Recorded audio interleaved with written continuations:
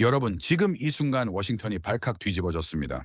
미국 대통령이 어떤 나라에게 3,500억 달러, 우리 돈으로 420조 원을 요구했는데 그 나라가 단호하게 NO라고 했다는 겁니다. 믿기 어려우시겠지만 그 나라는 바로 대한민국이었습니다. 70년 전 전쟁의 폐허였던 한국이 IMF 구제금융을 받았던 한국이 감히 미국의 요구를 거절한 겁니까? 더 놀라운 건 그 다음입니다. 한국의 거절 이후 미국에서 벌어진 일들이죠. 펜타곤이 비상회의를 소집했습니다. 미사일 생산이 멈출 위기에 놓였고 러스트벨트 공장들이 부품 공급을 걱정하기 시작했습니다. 주지사들이 백악관에 항해 전화를 걸었죠. 그리고 불과 3개월 만에 믿을 수 없게도 트럼프가 먼저 손을 들었습니다. 도대체 한국이 무엇을 가지고 있기에 초강대국을 굴복시킬 수 있었을까요? 지금부터 제가 직접 취재한 충격적인 100일의 기록을 공개합니다. 저는 리처드 톰슨입니다. 미국 MBC 방송 수석 기자죠. 20년 전 서울 특파원으로 일했고 지금은 국제문제 전문 기자로 활동하고 있습니다. 그런데 제가 지금 들은 이야기는 정말 충격적이었습니다. 트럼프 대통령이 한국에게 3,500억 달러를 요구했다는 겁니까? 그리고 한국이 이를 단호히 거절했다는 겁니다. 2025년 10월 15일 서울 종로 외교부 청사 앞 카페. 비가 내리고 있었습니다. 유리창을 타고 흐르는 빗물이 회색 하늘을 비추고 있었죠. 저는 창가에 앉아 손목시계를 확인했습니다. 오후 3시. 약속 시간이었죠. 식어버린 커피잔을 돌리며 기다리고 있었습니다. 문이 열렸습니다. 검은 코트를 입은 남자가 들어왔죠. 20년 전 제가 서울 특파원 시절 처음 만났던 사람이었습니다. 지금은 한국 외교부의 핵심 관계자가 된 김진수였죠. 그의 눈 밑에는 잠을 이루지 못한 흔적이 역력했습니다. 리처드, 오랜만이야. 김진수가 자리에 앉자마자 본론으로 들어갔습니다. 트럼프 대통령의 3,500억 달러 요구, 우린 단호히 거절했어? 저는 커피잔을 내려놓았습니다. 거절이라는 단어가 이토록 단단하게 들린 적이 있었을까요? 미국 대통령의 요구를 정면으로 거부한다는 겁니까? 일본은 받아들였잖아. 제가 물었습니다. 김진수는 낮게 숨을 내쉬었죠. 상황이 달라. 일본은 외환 보유액이 1조 3천억 달러야. 3,500억을 내도 여유가 있지. 게다가 미국과 무제한 통화 스와프를 맺었어. 하지만 우리는 4조 200억 달러. 그중 3,500억을 내면 84%가 사라져. 남는 건 700억 동남아 개발도상국 수준이야. 충격적인 숫자였습니다. 한국 외환 보유액의 84%를 한 번에 내놓으라는 겁니까? 이건 동맹국에 대한 요구가 아니었죠. 약탈에 가까웠습니다. 김진수가 가방에서 낡은 서류 봉투를 꺼냈습니다. 테이블 위에 올려놓으며 말했죠. 이 안에 트럼프가 보낸 최종 조건이 들어있어. 저는 조심스럽게 봉투를 열었습니다. 그러나 깔끔하게 정리된 문서 한 장, 검은 글자들이 마치 전투명령처럼 박혀 있었죠. 금액 3,500억 달러. 방식 현금 일시불 납부. 납부 기한 45일. 투자처 결정권 미국 단독. 수익 배분 원금 회수 전 50대 50 이후 미국 90%. 손실 책임 전액 한국 부담.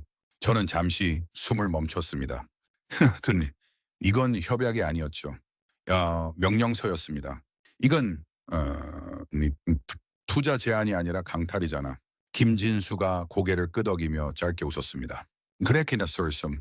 우리도 그렇게 부르고 있어. 강탈, surname, sirmate.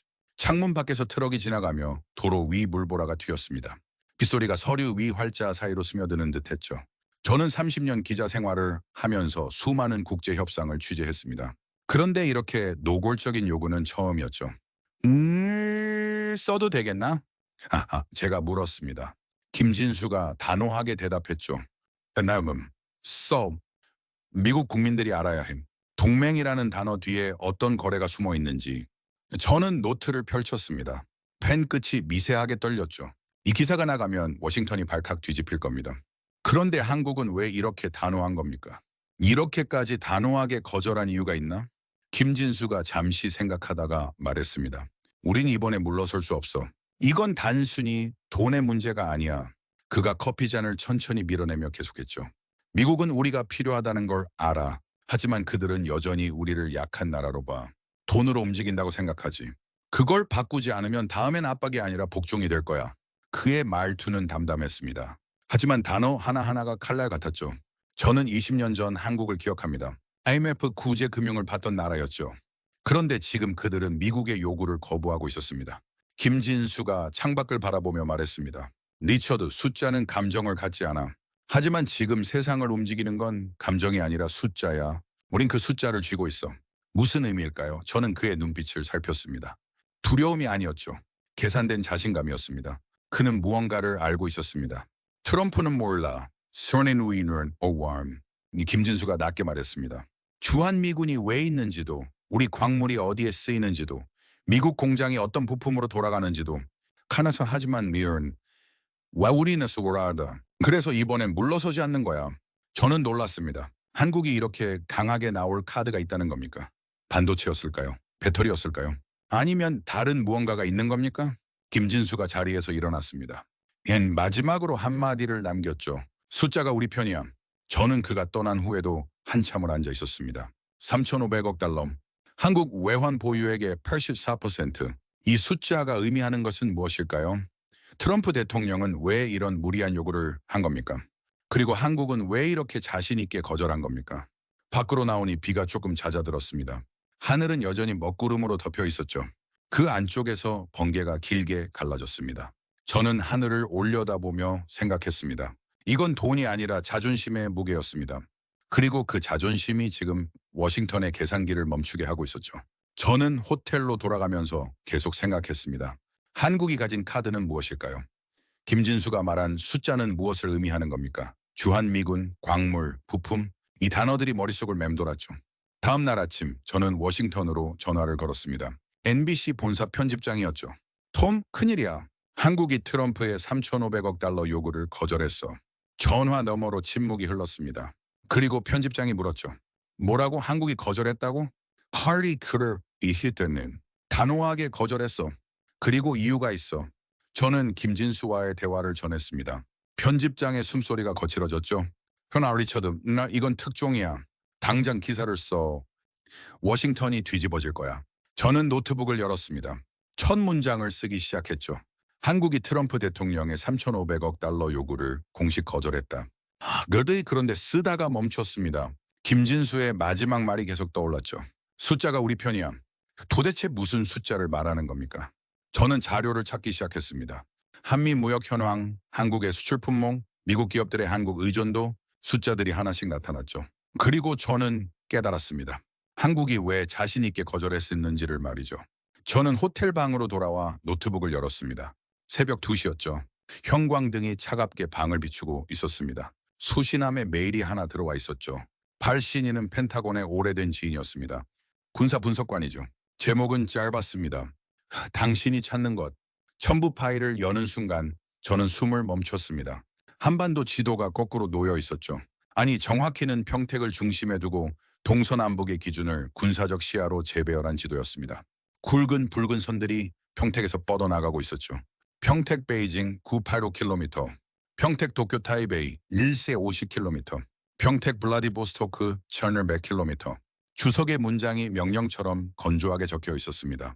평택은 중국 포위망의 핵심 거점, 주한미군 없이 인도태평양 전략은 성립 불가. 저는 화면을 확대했습니다. 이 숫자들은 단순한 거리표가 아니었죠. 미사일 사거리는 1000km의 호흡이었습니다. 비행시간분 단위의 선택지였죠. 전쟁은 눈 깜짝할 순간에 벌어질 수 있는 것입니다.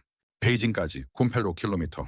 이게 무엇을 의미하는 겁니까? 중국의 수도가 한국의 미사일 사거리 안에 있다는 뜻이었죠. 워싱턴에서 쿠바까지의 거리로 상상해 보십시오. 제 심장이 빠르게 뛰기 시작했습니다. 커서를 움직여 평택을 중심으로 원을 그렸습니다. 반경 1000km의 선이 중국의 심장부를 스쳤죠. 베이징, 상하이, 텐진. 중국의 핵심 도시들이 모두 이 원 안에 들어와 있었습니다.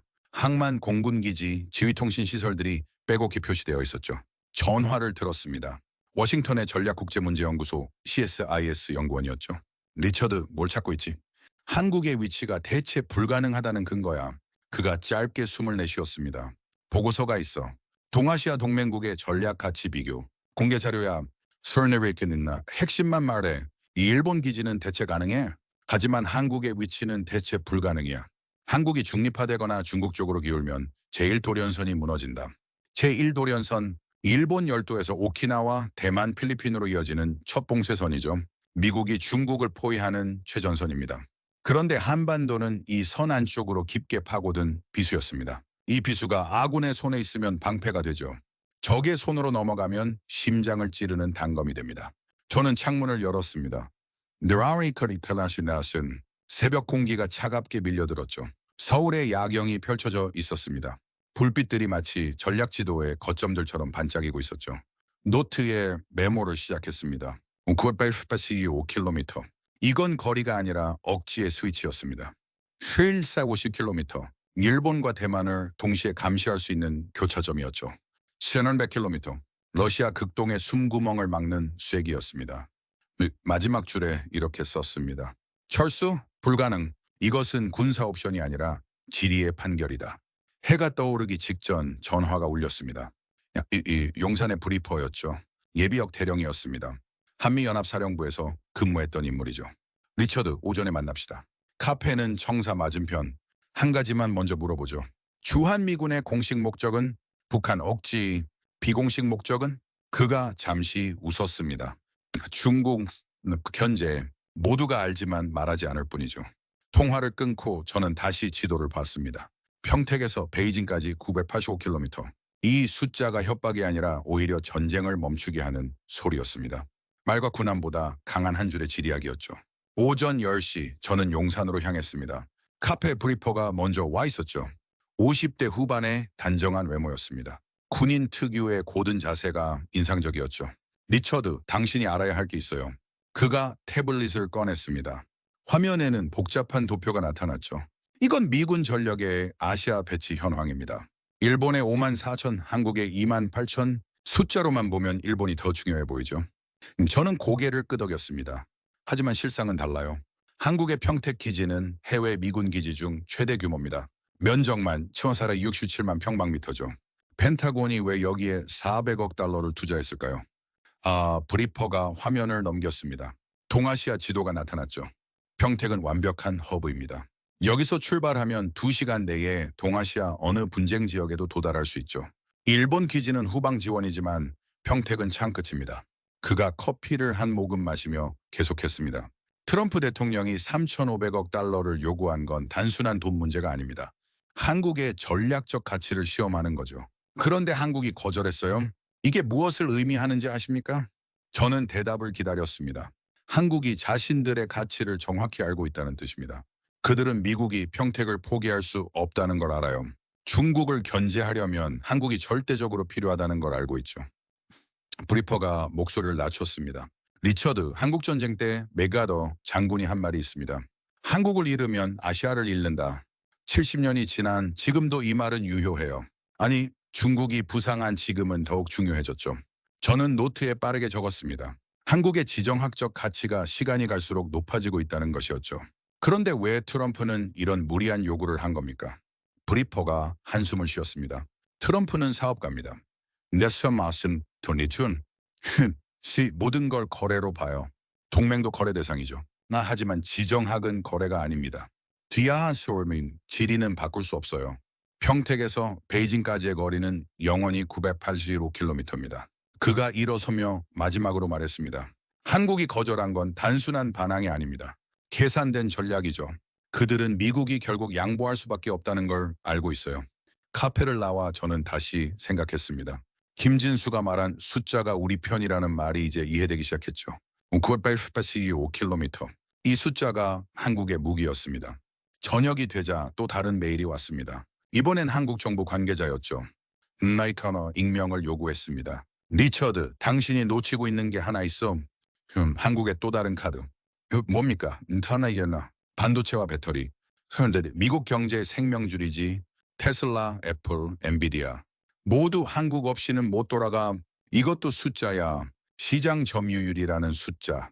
저는 즉시 자료를 찾기 시작했습니다. 충격적인 수치들이 나타났죠.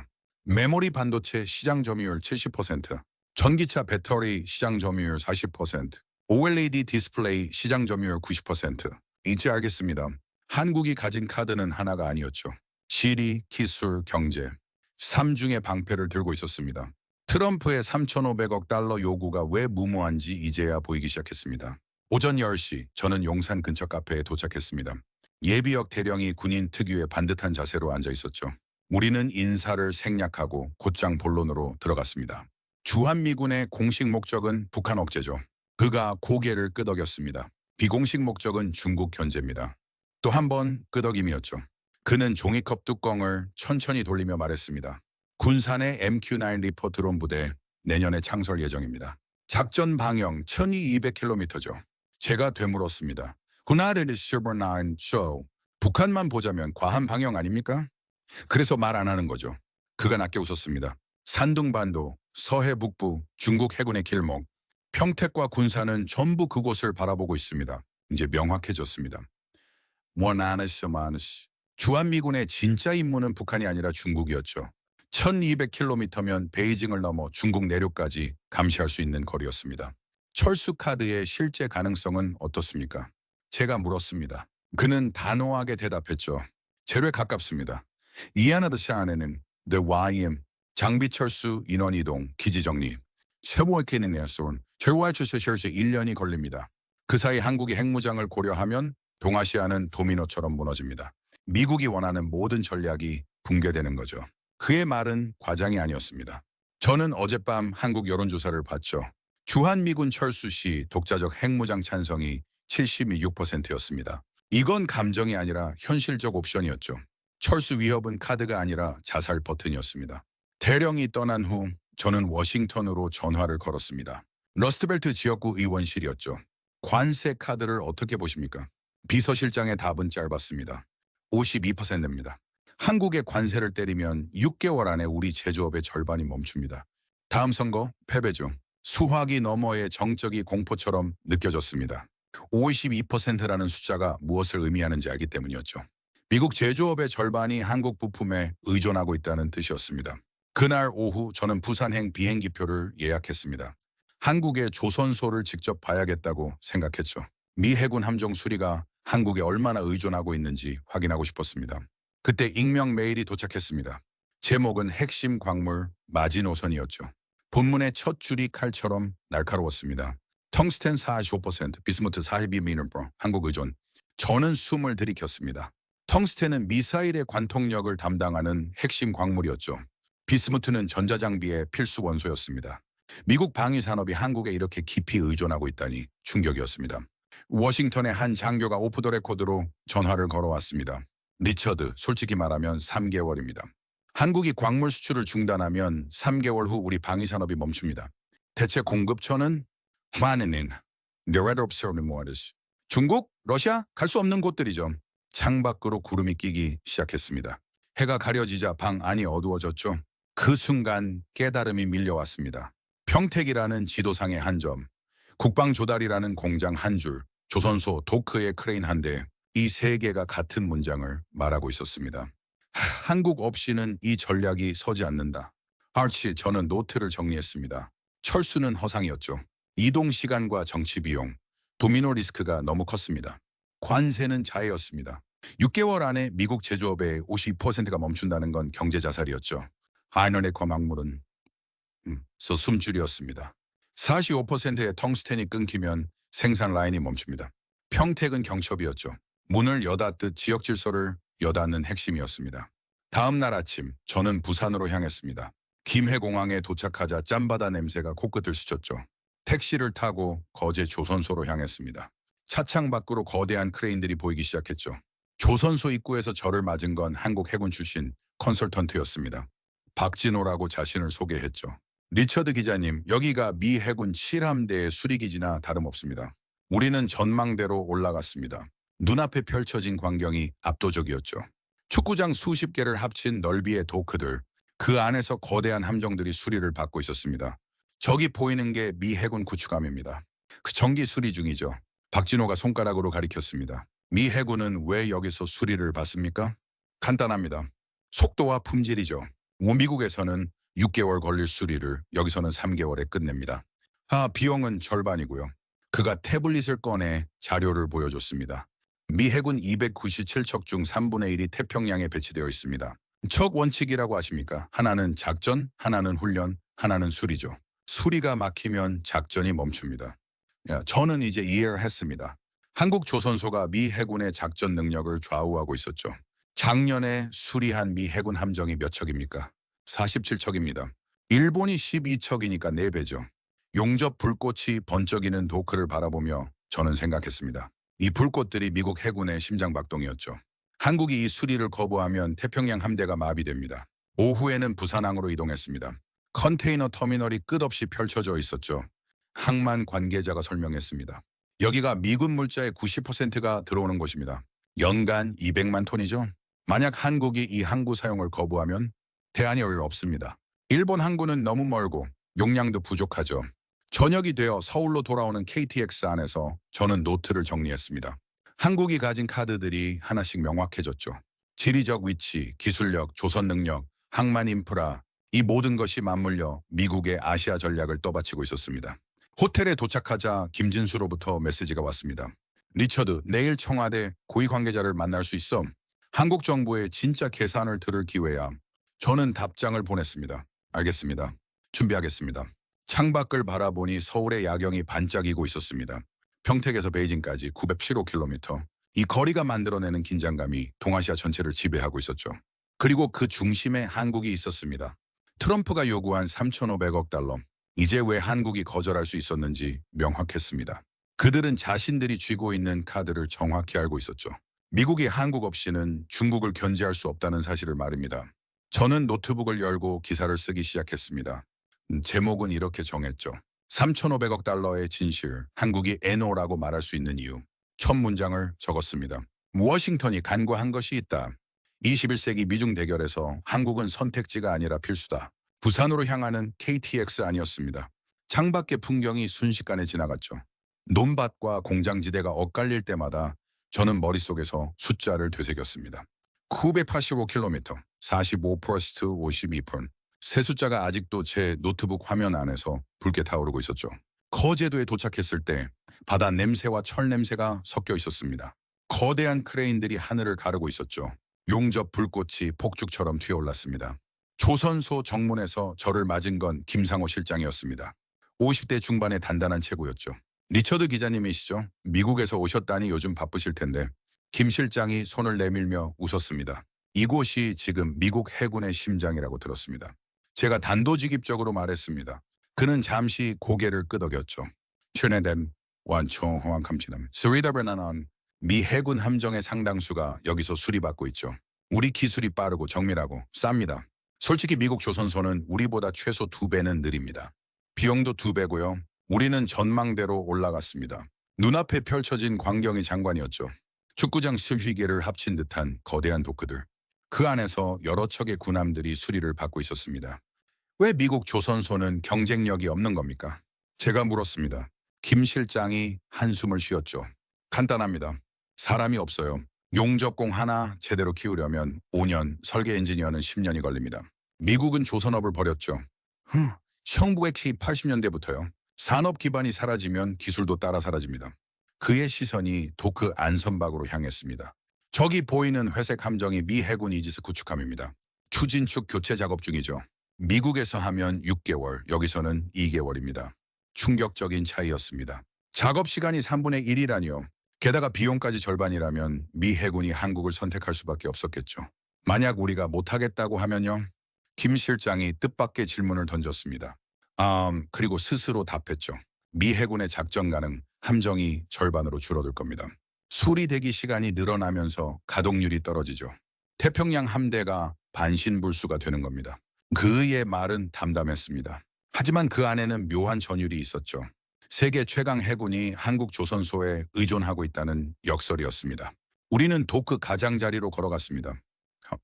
용접 소리가 귀를 때렸죠. 파란 불꽃이 철판을 녹이고 있었습니다. 수백 명의 작업자들이 개미처럼 움직이고 있었죠. 저 사람들이 바로 미국이 잃어버린 기술자들입니다. 김 실장이 자랑스럽게 말했습니다. 한국은 조선업 1위 자리를 중국에게 뺏겼지만 기술력은 여전히 세계 최고죠. 특히 군함과 LNG선 같은 고부가 가치 선박에서는 압도적입니다. 그가 태블릿을 꺼내 자료를 보여줬습니다. 세계 조선시장 점유율이었죠. 중국 53%, 한국 28%, 일본 17%, 그리고 미국은 0.21%였습니다. 0.2%라니. 저는 믿기 어려웠습니다. 세계 최강국 미국의 조선 점유율이 0.1%라니요. 그게 현실입니다. 미국은 항공모함과 잠수함은 만들 수 있어요. 하지만 일반 수상함은 거의 못 만듭니다. 기술자가 없으니까요. 우리는 다음 도크로 이동했습니다. 거기엔 더 놀라운 광경이 있었죠. 미 해군 상륙함이 거대한 크레인에 매달려 있었습니다. 저건 엔진 교체 작업입니다. 미국에는 저런 크레인이 몇 개 없어요. 있어도 운영할 기술자가 부족하죠. 김 실장의 설명이 계속됐습니다. 작년에 우리가 수리한 미 해군 함정이 47척입니다. 일본은 12척이었죠. 우리가 4배입니다. 왜 일본은 적은 겁니까? 일본도 조선업이 쇠퇴하고 있어요. 젊은이들이 이 일을 안 하려고 하죠. 한국만이 여전히 젊은 기술자를 양성하고 있습니다. 점심시간이 되자 우리는 조선소 구내식당으로 갔습니다. 수천 명의 작업자들이 식사를 하고 있었죠. 김 실장이 말했습니다. 이 사람들이 다 미국 해군을 떠받치고 있는 겁니다. 아이러니하죠? 식사를 마치고 우리는 설계실로 이동했습니다. 젊은 엔지니어들이 컴퓨터 앞에서 작업하고 있었죠. 여기서 미 해군 함정의 수리 설계를 합니다. 미국은 원본 설계도는 있지만 수리 노하우는 부족해요. 30년간 조선업을 방치한 결과죠. 한 엔지니어가 화면을 보여줬습니다. 복잡한 3D 도면이었죠. 미 해군 구축함의 추진 시스템이었습니다. 이런 복잡한 시스템을 수리하려면 경험이 필요합니다. 우리는 연간 수백 척을 수리하니까 노하우가 쌓이죠. 미국은 연간 몇 척 안 됩니다. 오후가 되자 우리는 부두로 나갔습니다. 막 수리를 마친 미 해군 함정이 출항 준비를 하고 있었죠. 성조기가 바람에 펄럭이고 있었습니다.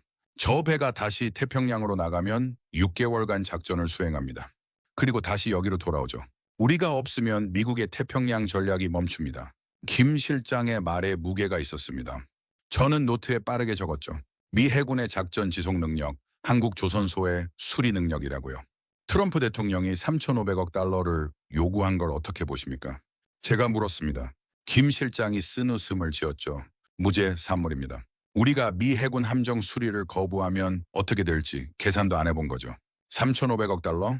태평양 함대가 마비되는 비용이 얼마인지 아십니까? 그가 계속 말했습니다. 함정 한 척이 작전 불능이 되면 하루 손실이 100만 달러입니다. 50척이 동시에 수리대기에 들어가면 하루 5천만 달러죠. 내년도 1년이면 180억 달러입니다. 그리고 이건 직접 비용만이에요. 전략적 손실은 계산할 수도 없습니다. 저는 이제 완전히 이해했습니다. 한국이 왜 트럼프의 요구를 거절할 수 있었는지를요. 그들은 미국의 아킬레스건을 쥐고 있었습니다. 저녁이 되어 부산 시내로 돌아왔습니다. 호텔방에서 저는 기사를 작성하기 시작했죠. 제목은 미 해군의 숨은 의존, 한국 조선소의 그림자로 정했습니다. 리드 문장은 이렇게 썼죠. 세계 조선 시장 점유율, 중국 53%, 한국 28%, 일본 17%, 미국 영유럽 1%. 수리 능력이 사라진 초강대국은 이제 동맹의 용접불에 의존하고 있다. 기사를 쓰면서 저는 계속 생각했습니다. 강대국의 역설이었죠. 미국은 첨단 무기를 만들 수 있지만 그것을 유지보수할 산업 기반은 잃어버렸습니다. 반면 한국은 그 기반을 유지하고 발전시켰죠. 노트북을 닫으며 마지막 문장을 메모했습니다. 철판을 잇는 용접선 위로 제국의 자존심이 지나간다. 창밖으로 부산항의 불빛이 보였습니다. 컨테이너 크레인들이 쉼없이 움직이고 있었죠. 저 항구로 미군 물자가 들어오고 저 조선소에서 미 해군이 수리받습니다. 한국은 미국의 태평양 전략을 물리적으로 떠받치고 있었습니다. 다음 날 아침 김진수로부터 전화가 왔습니다. 리처드, 청와대 회담 일정이 잡혔어. 내일 오후 2시야. 한국 정부의 진짜 전략을 들을 수 있을 거야. CD 저는 답했습니다. 알겠습니다. 서울로 돌아가죠? KTX를 타고 서울로 향하면서 저는 지난 며칠간의 취재를 정리했습니다. 평택의 지정학적 위치, 반도체와 배터리의 기술 지배력, 핵심 광물의 공급 통제, 그리고 조선소의 수리 능력. 이 4가지가 한국의 무기였습니다. 트럼프는 돈을 요구했지만 한국은 돈보다 더 중요한 것을 쥐고 있었죠. 미국의 아시아 전략 자체를 좌우할 수 있는 열쇠였습니다. 워싱턴으로 돌아왔을 때 백악관 주변은 새로운 위기 보고서로 뒤덮여 있었습니다. 제목은 핵심 광물 공급망 취약성이었죠. 첫 페이지의 숫자들이 충격적이었습니다. 텅스텐 한국 의존 45%, 비스무트 41%, 인디움 레스포인트 프론버선, 안티모니 31%. 국방부 조달청 관계자가 제게 말했습니다. 리처드, 트럼프는 미사일 생산을 4배 늘리라고 했어요. 근데 문제는 원자재가 없다는 겁니다. 한국이 공급을 중단하면 3개월 안에 멈춥니다. 대체 공급처는 없습니다. 하나는 마스니 터버티님 중국은 통제 중, 러시아는 제재 중, 한국이 유일한 숨구멍이에요. 스린 3개월. 그 짧은 시간에 멈추는 건 단지 공장이 아니라 국가의 방위 능력이었습니다. 펜타곤에서 받은 브리핑은 더 충격적이었습니다. 대형 스크린에 미국 방위산업 공급 망치도가 나타났죠. 붉은 선들의 중심에 한국이 있었습니다. 127개 품목이 한국 의존입니다. 41개는 대체 불가능이죠. 시뮬레이션이 시작됐습니다. 한국 공급 중단 시나리오였죠. T-31 미사일 생산 50% 감소, D-61 전투기 정비 부품 고갈, D-21 생산 라인 전면 중단. 우리는 한국 없이 3개월도 못 버팁니다. 서울의 한국광물자원연구원 원장과 화상 통화를 했습니다. 미국이 더 요청하면 공급 가능합니까? 한계가 있어요. 더 중요한 건 신뢰입니다. 트럼프가 언제 관세를 올릴지 모르는데 투자하겠습니까? 그의 말이 한 문장으로 요약됐습니다. 신뢰 없는 동맹은 거래보다 위험하다. 상무부 차관보도 비슷한 의견이었습니다. 차체 생산하려면 10년이 걸립니다. 한국은 30년 전부터 이 산업을 키웠죠. 그런데 트럼프가 3,500억을 요구하면서 신뢰가 깨지고 있어요. 오후에 군사위원회 보좌관은 더 직설적이었습니다. 이건 자살 행위예요. 한국을 적대시하면서 중국을 견제한다? 불가능합니다. 저는 보고서를 다시 읽으며 깨달았습니다. 이건 경제 기사가 아니라 안보의 해부도였죠. 제목을 다시 썼습니다. 미사일 생산의 생명선, 한국. 리드 문장은 짧고 차가웠습니다. 한 나라의 무기는 다른 나라의 광산에서 태어난다. 며칠 뒤 백악관 브리핑룸, 대변인이 단상에 올랐습니다. 대통령께서 한국과의 투자 협상 방식을 변경했습니다. 3,500억 달러 일시불 요구를 철회하고 10년 단계적 투자로 전환합니다. 기자석이 술렁였습니다. 저는 메모했습니다. 트럼프 양보 국무부 취재원에게 전화했습니다. 왜 갑자기 물러선 거죠? 52% 보고서가 백악관에 올라갔어? 러스트벨트 주지사들이 압박했지. 공장이 멈추면 선거가 끝난다는 걸 깨달은 거야. 백악관 고위 관계자가 익명으로 내막을 전했습니다. 3가지 보고서가 결정타였어요. 평택의 전략적 가치, 조선 소의존도, 핵심 광물 공급망, 특히 텅스텐 45% 부분이 치명적이었죠. 국방장관이 직접 브리핑했어요. 대통령이 중국에서 사면 되지 않나? 물었죠. 국방장관이 답했어요. 그럼 중국이 우리 목을 조릅니다. 그때 대통령 표정이 굳었어요. 서울의 김진수에게 전화했습니다. 슈위카네 치르노이 축하합니다. 한국이 이긴 셈이네요. 우리가 이긴 게 아니라 현실이 이긴 거죠. 985, 45, 52. 이 숫자가 트럼프를 설득했어요. 펜타곤 장성이 전화를 걸어왔습니다. 솔직히 다행이야. 한국과 틀어지면 중국 견제가 불가능해. 3,500억 그 돈 때문에 동아시아를 잃을 뻔했어. 상원 외교위원회 간사도 안도했습니다. 특히 제조업 지역구 의원들이 환호했어요. 키님, 여기 보세요. GM, 포드, 보잉, 로키드 마틴 모두 한국 부품에 의존하죠. 그날 밤 저는 마지막 기사를 썼습니다. 숫자의 승리 한국이 미국을 움직인 방법. 2025년 10월 워싱턴은 숫자 앞에 무릎 꿇었다. 975km, 45%, 55톤. 이 세 숫자가 초강대국의 오만을 꺾었다. 김진수의 마지막 메시지가 왔습니다. 리처드, 당신의 보도 덕분에 미국인들이 진실을 알게 됐어요. CD, 저는 답했습니다. 진실은 제가 만든 게 아닙니다. 그 숫자가 스스로 말했을 뿐이죠. 노트를 닫으며 마지막 한 줄을 적었습니다. 협박이 무너진 자리에서 존중이 태어난다. 새벽 2시 의회 건물 맞은편 카페. 상원 보좌관이 피곤한 얼굴로 말했습니다. 리처드, 트럼프 지지율이 37%로 떨어졌어. 러스트벨트 반발이 커. 그가 노트를 밀었습니다. 오하이오, 미시간, 펜실베이니아. 트럼프가 2024년 이긴 주들에서 노동자들이 거리로 나왔습니다. 트럼프가 우리 일자리를 위협했다. 다음 날 오하이오 부품 공장을 다시 찾았습니다. 공장장이 제 손을 세게 잡았죠. 다행히 관세는 안 매겨졌어요. 하지만 몇 달간 공장 문 닫을까 고민했습니다. 트럼프 이제 못 믿어요. 펜실베이니아의 한 노동자가 말했습니다. 트럼프가 미국 우선을 외쳤죠. 근데 한국을 누르려다 우리를 무릎 꿇렸어요. 아, 그게 미국 우선입니까? 미시간 전기차 공장 앞 집회 노동조합 지부장이 외쳤습니다. 제조업 살린다더니 오히려 죽이려 했어요. 한국 투자 철회할 뻔했잖아요. 상원 회의실. 민주당 고인 의원이 말했습니다. 러스트벨트가 움직이면 선거 지형이 뒤집힌다. 트럼프의 대한국 압박은 스스로 판 함정이야. 마시마쇼의 최신 여론조사를 보여줬습니다. 2026년 중간선거 공화당이 하원 30석을 이룰 거야. 대부분 러스트벨트지. 공화당 보좌관도 익명으로 우려를 전했습니다. 트럼프의 독단이 당을 위기로 몰았어요. 핵심 지지층을 잃었습니다. 그날 밤 CNN 속보 트럼프 지지율 취임 후 최저치, 러스트벨트 지역 반발이 주요 원인, 화면에는 오하이오 공장 앞 시위가 나왔습니다. Jobs not politics 플래카드가 보였죠. 한 노동자가 인터뷰했습니다. 트럼프는 우리를 배신했어요. 중국과 싸운다면서 왜 한국을 공격합니까? 백악관 대변인이 긴급 브리핑을 열었습니다. 대통령께서는 한미 동맹의 중요성을 재확인하셨습니다. 사실상의 항복이었습니다. 3,500억 달러는 언급조차 안 됐죠. 전미 자동차 노조가 성명을 발표했습니다. 우리는 2024년의 선택을 후회한다. 저는 노트에 적었습니다. 협박은 돌아온다. 경제의 무게는 정치의 무덤을 만든다. 트럼프는 한국을 굴복시키려 했지만 결국 굴복한 건 그 자신의 계산법이었습니다. 숫자는 거짓말을 하지 않습니다. 그는 그 단순한 사실을 너무 늦게 깨달았죠. 슬리슈만 뉴욕타임스 본사 편집장이 큰 미소로 맞았습니다. 리처드, 네, 시리즈가 폭발적이야. 조회수가 100만을 넘었어. 워싱턴에서도 회람 중이야. 저는 고개를 숙였습니다. 숫자가 만든 이야기일 뿐입니다. 아니, 그 숫자를 사람의 이야기로 만든 건 자네야. 그 말이 오래 남았습니다.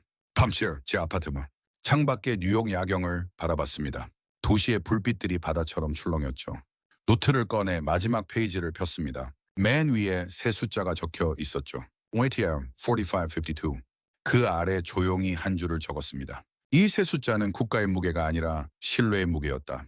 트럼프는 동맹을 계산으로 접근했습니다. 하지만 저는 배웠죠. 동맹은 계산이 아니라 신뢰의 증명이라는 것을. 한국은 약한 나라가 아니었습니다. 누구보다 성실하게 세계를 지탱하고 있었죠. 그들의 손끝에서 배가 만들어지고 그들의 땅 속에서 미사일의 금속이 태어났습니다. 그들의 공장에서 전 세계의 반도체가 빛을 냈죠. 20년 넘게 이 나라를 봐왔지만 이토록 강한 한국은 처음이었습니다. 그날 밤 서울에서 메시지가 왔습니다. 리처드, 기사 잘 봤습니다. 우리 국민들이 자부심을 느낀다고 합니다. 저는 답했습니다. 당신들의 숫자가 나를 가르쳤습니다. 마지막 칼럼을 썼습니다. 보이지 않는 제국 한국이 가르쳐준 21세기 힘의 정의. 우리는 힘을 잘못 이해하고 있었다. 총구와 미사일만 보고 공장과 광산은 보지 못했다. 한국은 GDP 10위, 군사력 5위다. 하지만 반도체 1위, 조선 2위, 배터리 2위다. 이것이 진짜 힘이다. 트럼프의 3,500억 요구와 한국의 거절은 상징적 사건이다. 20세기적 오만이 21세기적 현실에 부딪힌 순간 창문 너머로 새벽이 열렸습니다. 저는 조용히 말했습니다. 고맙습니다. 대한민국, 당신들은 세상을 다시 계산하게 만들었어요. 저는 이제 압니다. 강함은 크기에서 나오지 않습니다. 강함은 함께 설 때 생긴다는 것을. 한국은 그것을 증명했습니다. 평택 985km, 전략의 맥박, 텅스텐 45%, 안보의 동맥, 제조업 52%, 사람의 삶. 트럼프의 협박은 무너졌고 한국의 숫자는 진실이 되었습니다. 초강대국의 오만은 작은 나라의 냉정한 계산 앞에 무릎을 꿇었죠. 진짜 힘은 연결에 있었습니다. 평택과 펜타곤을 잇는 보이지 않는 선, 거제 조선소와 태평양 함대를 잇는 수리의 끈, 한국 광산과 미국 공장을 잇는 공급의 사슬. 저는 노트북을 열고 마지막 문장을 적었습니다. 동맹은 거래가 아니다. 그것은 서로의 미래를 지탱하는 약속이다. 트럼프는 동맹을 거래로 봤습니다. 3,500억 달러라는 가격표를 붙였죠. 하지만 동맹은 상품이 아니었습니다. 수십 년에 걸쳐 쌓아온 신뢰였고 서로의 생존을 보장하는 약속이었습니다. 스나드바이. 그리고 저는 펜을 내려놓았습니다. 기자의 손끝에서 마지막 활자가 찍히는 순간 이제 세상은 다시 조용해졌습니다. 김진수가 전화를 걸어왔습니다. Here it is. 한국 정부가 성명을 발표했어요. 한미동맹은 거래가 아니라 공동의 미래를 위한 약속이라고. 당신 문장을 인용했네요. 제 문장이 아닙니다. 이번 사건이 가르쳐준 교훈이죠. 저는 마지막으로 한 줄을 더 적었습니다. 2025년 가을 세계는 조용한 혁명을 목격했다. 총성 없는 전쟁에서 숫자가 승리했고 신뢰가 협박을 이겼다. 한국이라는 작은 나라가 가르쳐준 것이다. 21세기의 힘은 지배가 아니라 연결해서 나온다는 것을. 숫자가 아닌 신뢰의 시대가 그렇게 시작되고 있었습니다. 0.85km. 45%, forced march는 56%, 이 숫자들을 기억할 것입니다. 하지만 더 중요한 것은 그 숫자들이 가르쳐준 교훈이겠죠. 우리는 혼자가 아니라는 것, 그리고 함께 설 때 더 강하다는 것을